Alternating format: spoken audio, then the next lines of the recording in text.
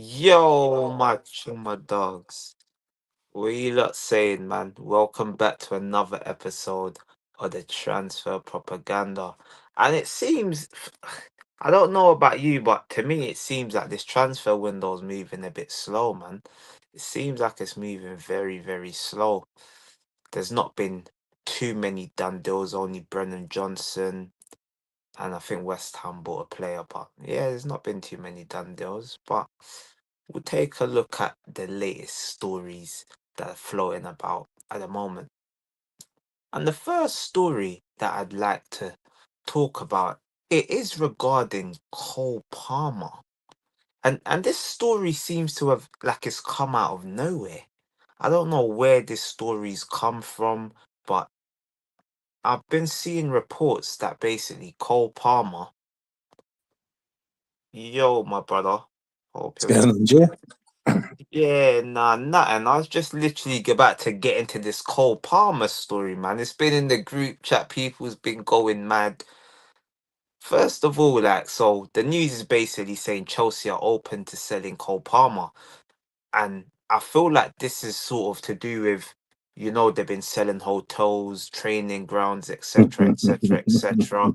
And it just seems that they've sold all their assets and Champions League football hangs in the balance now after they sacked Enzo Maresca. So this is the only way that I can see this even being a possibility. First of all, that do you see this happening? First of all, No, mm. no. I mean, look, you can never really overlook anything. Can happen in football, right? But in reality, Cole Palmer's the type of player they should be building a squad around, not trying to sell. Yeah, no, I totally agree with He's that. demonstrated what he can do. Like, do you know what I mean? To be honest, you could almost say Arsenal have been fortunate that a lot of times when we've faced them, he hasn't been available. Mm, yeah, You could make that argument. no, it's a very good argument to make. To be fair, yeah, So, 'cause, do you mm, know what I mean? He's a good player. That's beyond doubt. I don't think anybody could argue against that. So why would Chelsea be looking to sell him? I don't know. There's some strange briefings going on at Chelsea at the moment, though, isn't it? We've discussed it with other things, briefing out against their manager and other little silly things like that. So I don't know, man. I really don't know. If it is true, then boy, that ain't gonna be for no small change, is it? Let's keep it 100. That's got to be big money, it's a big skrill there. But and it ain't gonna happen in this window, is it? It's gonna be maybe trying to secure it for the summer. I can't see him moving in this window. I yeah, really don't see that. yeah, nah, definitely not this window. Um, yeah, like the only way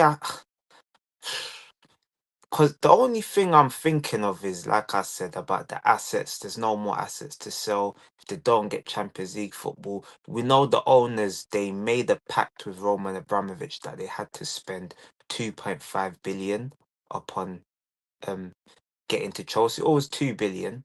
And we know they've spent probably close to 2 billion now since they've been there, which is actually crazy. But Americans, they only spend to an extent. And now that that has been done, that you can sort of see a world where maybe not this summer, but if they don't get Champions League this season and next season, then FFP is going to be knocking at their door. And who can they sell? But then they've got a lot of other young players that really ain't got a chance of playing, and across the board they could be getting sold. But in reality, I don't really think he's the player to sell, bro. Because if Mm, he don't make the Champions League, he's one of the players that can help them get back there. mm, He's not yeah. easily replaced. I think you could probably pick 5 or 6 other players that are in the nighttime training crew that could easily wake up enough money for them to go out and buy what they need. If that's what it is, if they need funds. Mm, When did the day they got a guy sitting down on what's Sterling on 350 300. thousand a week? Yeah, 300,000 a week with what, 2, 3 years of a deal left? You get that off the books. That's a big lump, isn't it? yeah, yeah, man. I'm just trying to work out where this story's coming from. Unless it's Cole Palmer and his people, maybe they're Maybe. looking for a way out. Because if Chelsea just say like this, it's not happened yet. So Mhm. we're just talking hypothetically, because Yeah. I think we both agree we don't see this happening. But I'm just trying to see where this has come from. So I'm just trying to think, if they don't get Champions League this year and next year, that's 2 years out.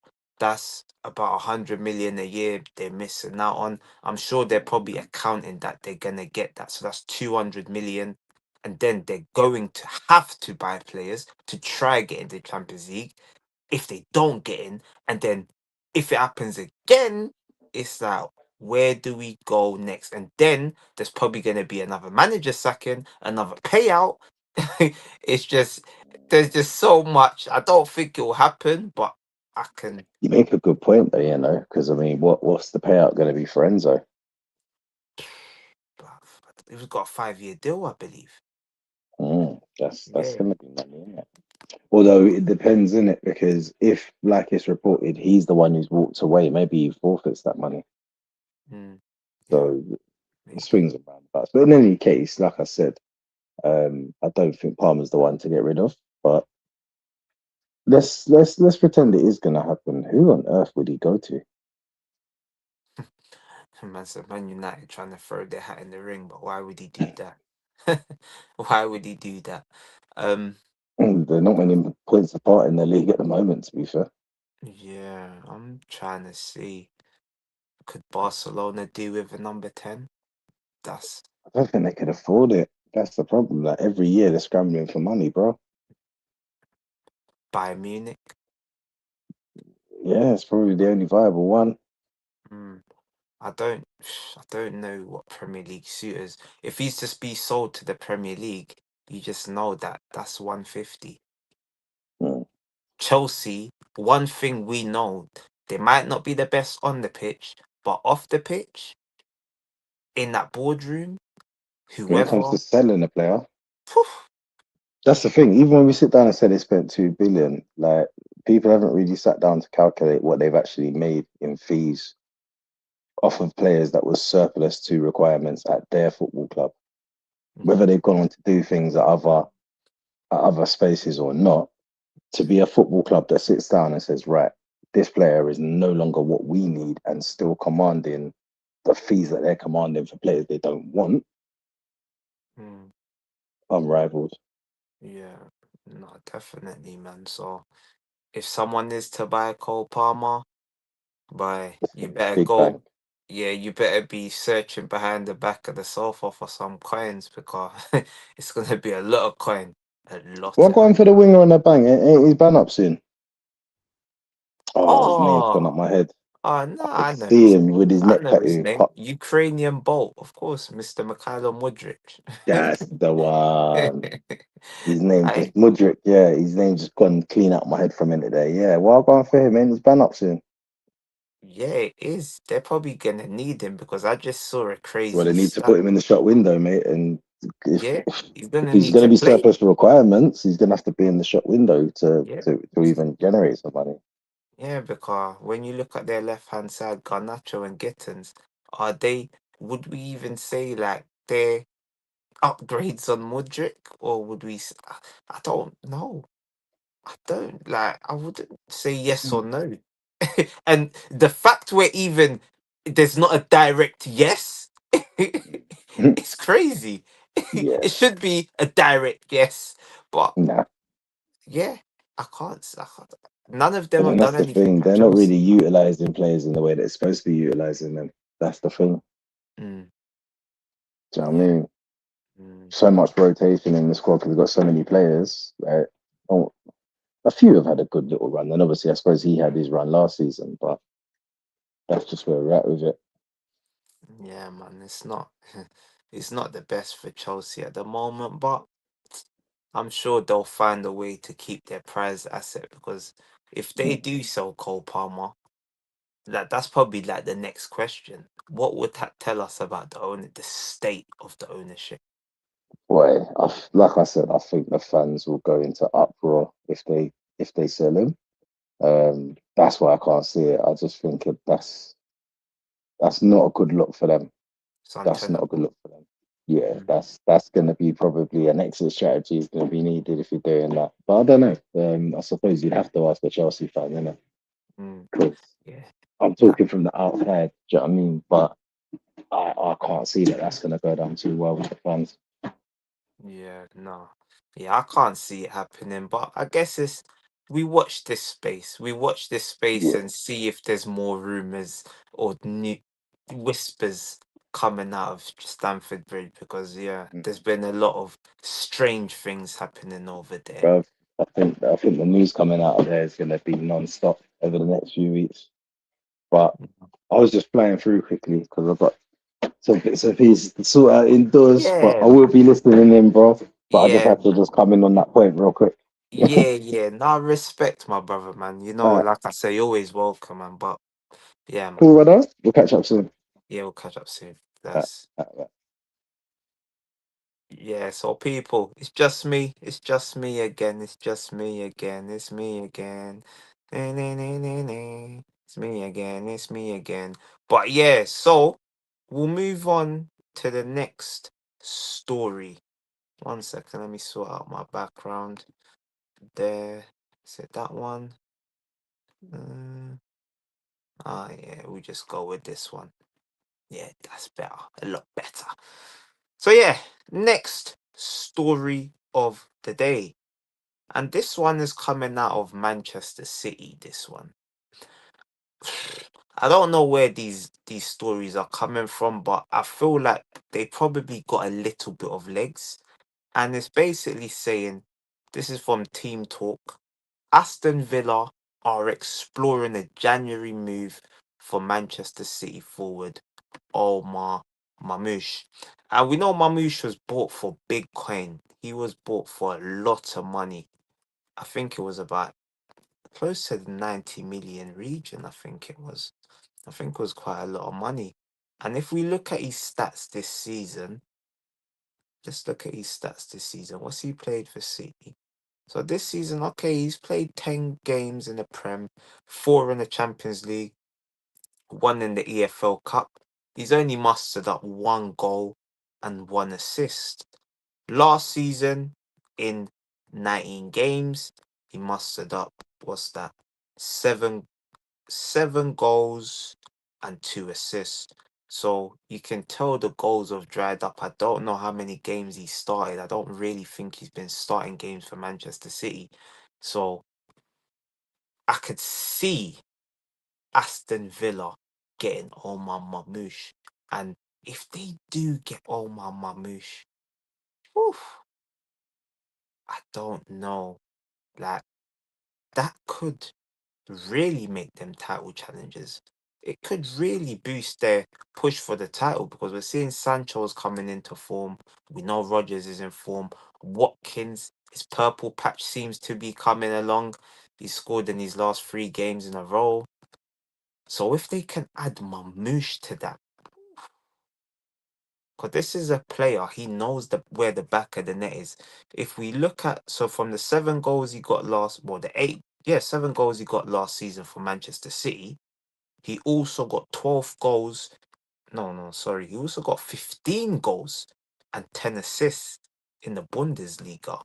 So plus 4 goals, 2 assists in the Pokal. So what's that? And no, that was in the Europa League and another goal in the Pokal. So what's that? He got 20 goals and 3 assists before he joined Man City.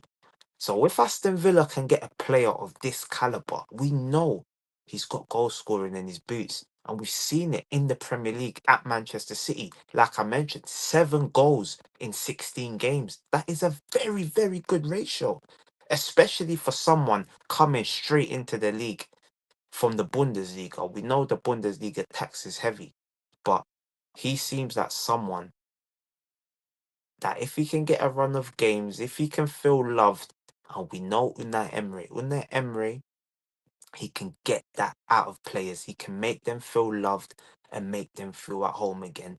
We've seen it. Aubameyang under Unai Emery, Lacazette. I think they got 30 and 20 goals between them. So Unai Emery can get strikers scoring. I believe he done the same. Gerard Moreno at Villarreal. I don't know where Moreno is now. So if Marmoush goes to Manchester City, I think that will be very, very good business. Will Man City replace him? Or they're looking to replace him with the signing of Semenyo. And that might be a one in, one out because you'd expect someone to make way. I don't think it's going to be Semenyo. I believe Semenyo got injured in their last game against, was it Nottingham Forest? No, it was Sunderland. He got injured in that game. I don't know how long he's going to be out, but he might not be available to be sold during this transfer window. So that might open up the door to Omar Marmoush because he doesn't seem like he fits the City system. Is he a winger? Is he a forward? A centre forward? I don't know. I don't know what Omar Marmoush's best position is, but Unai Emery, he would find out what the best position is for him.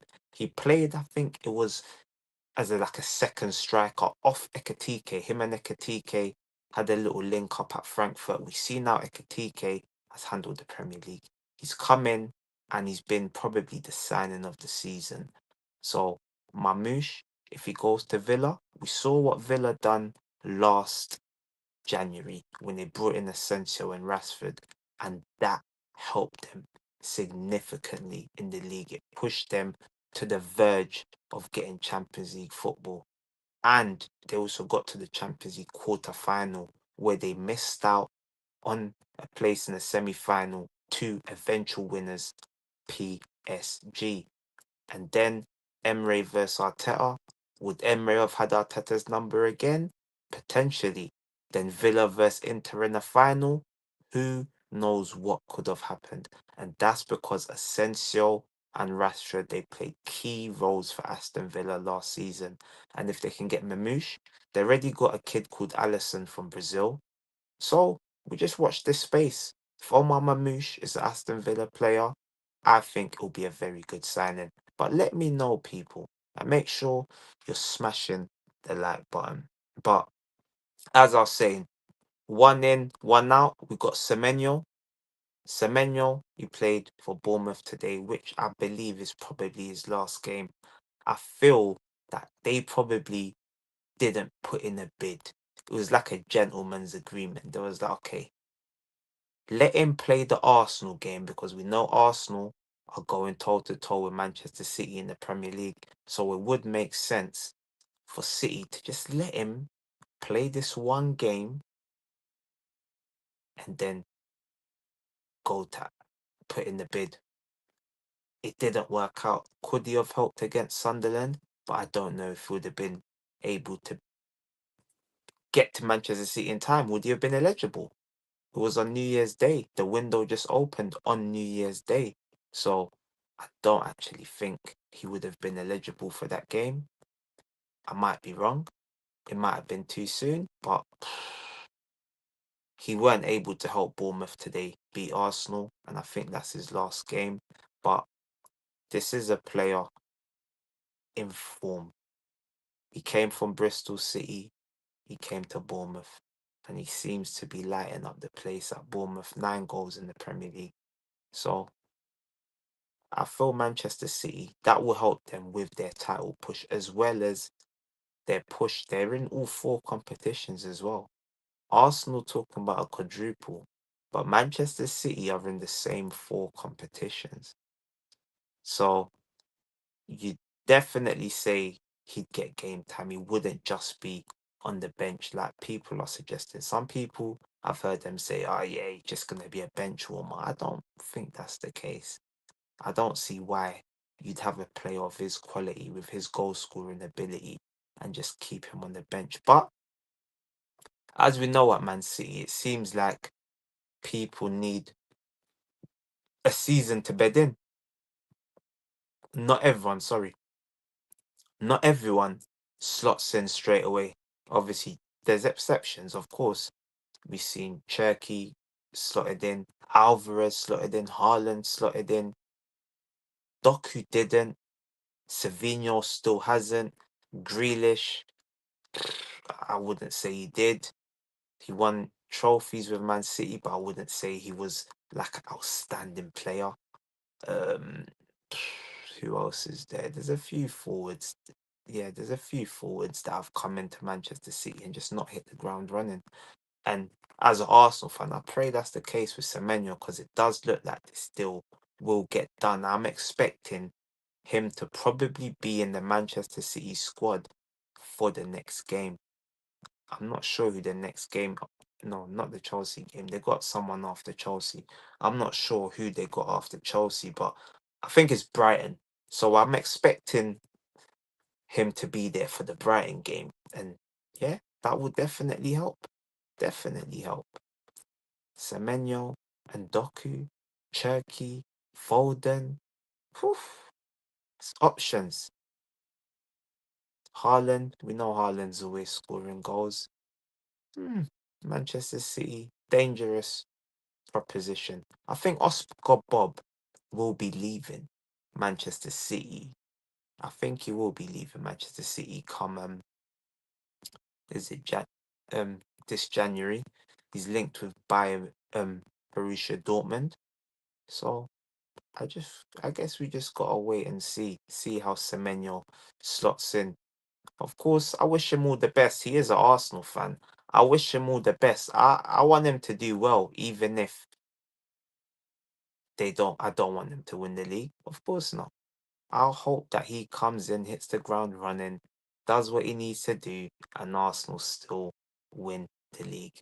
That is my hope. So yeah, we're gonna see. I don't think there's too many more stories, so I'm not gonna make up stories. I've recently seen as well that I don't know if this has got any legs, but I've seen like two stories from Europe. I've seen Galatasaray open to selling Osimhen, and Bayern Munich could be a potential option, but they're saying they want a long-term option to replace Harry Kane, and I can't see them putting Osimhen on 300k wages while having Harry Kane. I don't see them getting rid of Harry Kane immediately. We know Nicholas Jackson is there, but they don't want him. They're not paying no £67 million for Nicholas Jackson. That is crazy. I was watching the AFCON today, and the guy is just missing chances. And that is what he was criticised for at Chelsea. He used to miss a lot of chances. Chances would be on the plate for him, and he'll find a way to miss the target. So that's one news. Another news across the pond, I heard Vlahovic might be the Robert Lewandowski successor at Barcelona. Hmm, I don't know. I don't really know about this one as well. I don't. If Barcelona are buying this type of caliber of player, I just feel like they're going backwards and backwards and backwards. I would have thought they just won the league last season, got to the semi-final of the Champions League. They were flying. Now you're gonna go get Vlahovic. He might be able to find form. He might find form, but he hasn't really done it at Juventus. So yeah, these stories are a bit strange, but we're in that strange type of season where people just they're either making up rumors or people are just getting a bit desperate. So yeah, man, I don't know, but I think we'll end it on the news regarding Manchester United. Manchester United is one of them football clubs that are always in the news. People are always looking to make stories about Manchester United, and there's two bits of news that I'd like to bring to you. So, first of all, there's Mateta. So, with Mateta, I've heard that Spurs are also looking at Mateta as well as Manchester United. Now, Crystal Palace have said they're not selling in January. That would be stupid. So this is probably gonna be something that happens in the summer. But if I'm Mateta, honestly, as much as I don't like Man United, I wouldn't join Spurs. Spurs are a club, although they won the Europa League last year, they just seem like they're on a downward trajectory. Their trajectory's not been up for a minute, especially in terms of a league side. In the league, ever since Pochettino had them finishing in the top four consistently, had them finishing second to Chelsea, had them finishing third in the two-horse race when they bottled it against Leicester and Arsenal on the last day. I just don't see a world where I'd be advising my client, if I'm an agent, I wouldn't be advising my client to join Tottenham Hotspurs. Thomas Frank, is he even going to be there? Will Thomas Frank even get this season? I don't know. There's just so many question marks at Spurs. I always rated Thomas Frank as a manager, but it's just weird. It's a weird football club, Tottenham. And although Man United, you'd say, yeah, Spurs beat them in the Europa League final. Amorim, is he even going to be there himself? You just feel that Manchester United, with the right pieces, could be back quicker than we know it, especially with the right manager. I don't think that manager's Amorim. So if I'm Mateta, would I go and sign for Amorim? Probably not. But at the same time, we got to remember, Glasner plays a similar system to what Amorim plays. So Mateta, I don't feel like he'll be too out of joint. You have Cunha and Mbeumo. Would you say that's a better option than Sarr and Pino, who he has next to him? The one issue would probably be Munoz. Maybe Man United go and get both. Maybe they go get both. But then again, there's Ahmad. Ahmad plays on that right hand side. So I think if I'm Mateta, I'm looking at okay, what clubs are actually interested in me? Now, if it's just Spurs and Manchester United, you'd probably lean towards Manchester United. But then again, Crystal Palace have said that they've had bids rejected in the summer. They've rejected bids for 50 million. 50 million. So he's clearly someone that people are looking at and admiring. So maybe he just waits. I think he's entering his final year of his contract as well. So he's definitely gonna have options. He might even, well, I think he's 28, so you're not gonna wanna wait too long. He's probably got one more move, and he's already won the FA Cup with Crystal Palace. He might win the Conference League with Crystal Palace this season. So if you've got the trophies, why not have the, I don't know, like the achievement of playing for Manchester United? It is one of the biggest clubs in the world. Like, no matter how we laugh at Manchester United, we kiki, we snigger, they are one of the biggest in the world. So if you have that on your resume, I played for Manchester United, maybe that's what he'll go and pick next. Maybe that's what he'll do. And you know they're gonna give him a handsome wage packet. The wage packet's gonna be nice. Yo, like I don't know what he's on now, but Manchester United will probably double that. Definitely probably double that. And he can command it. Manchester United are in a desperate state right now. They need someone to put the ball in the back of the net because they've tried Sesko. He'll probably end up doing something. I'm not writing him off completely. That's what I'll never do. He's young. You write off Highland, look, he goes to Italy and look at him. He might fire Napoli to back-to-back Scudettos.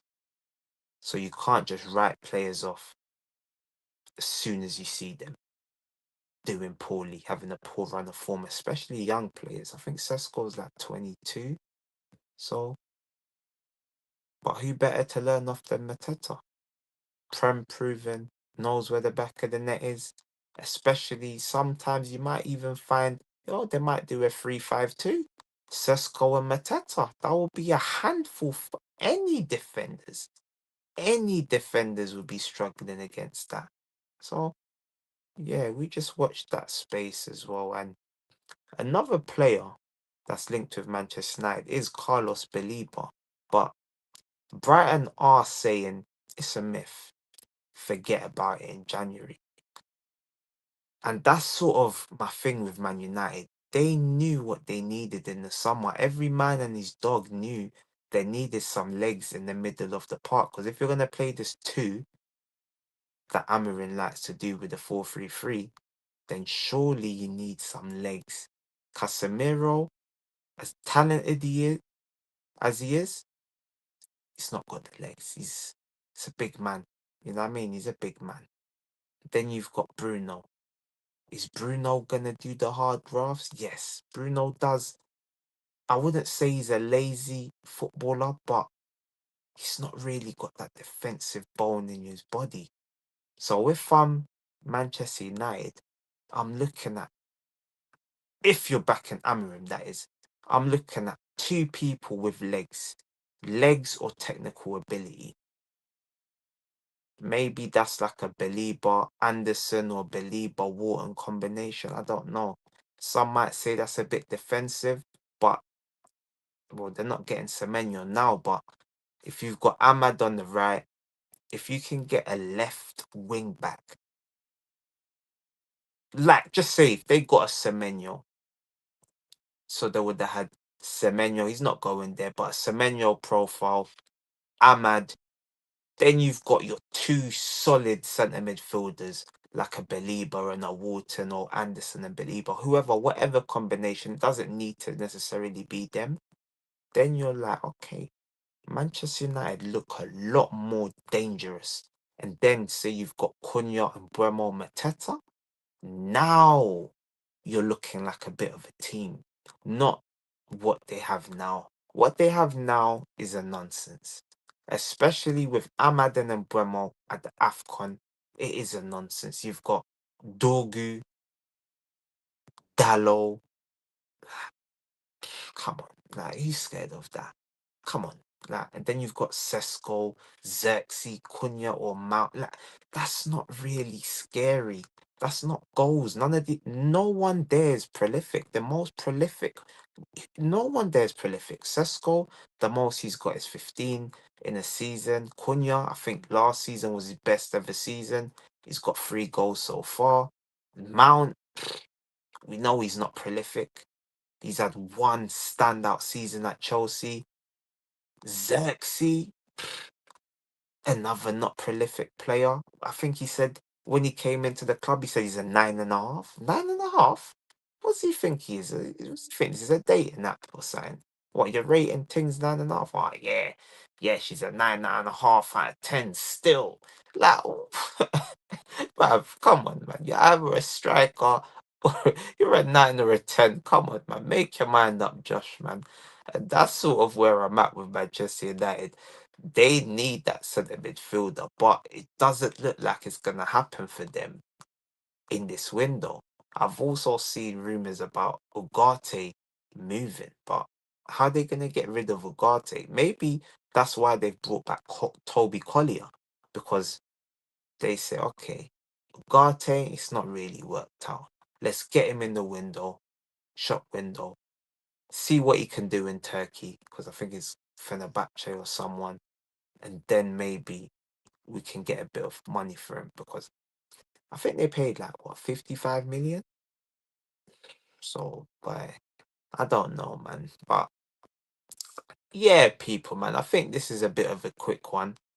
I don't want to make up too much stories, but yeah, man, I hope you've enjoyed the transfer propaganda, and we'll be back tomorrow. We're back every day for the transfer news, the latest rumors, and the latest propaganda. So, people, smash the likes and have a wonderful evening. I'm out. Bless.